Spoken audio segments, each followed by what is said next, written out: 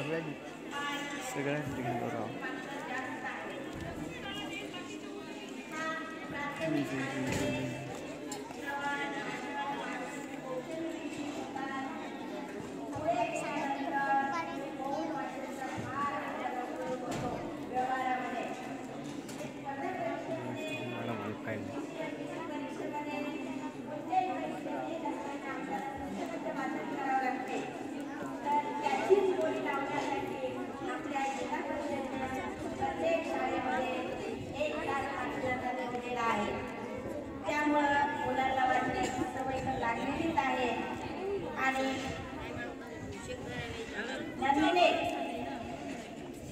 पुस्तक वाचायचं आहे।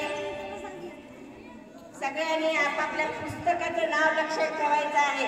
पुस्तक वाचून ठेवून द्यायचं नाही आणि त्या परिशिष्ट वाचायच्या सुरुवातीची प्रस्तावना वाचायची आहे। कोणाचं पुस्तक आहे, लेखन कोण केलेलं आहे,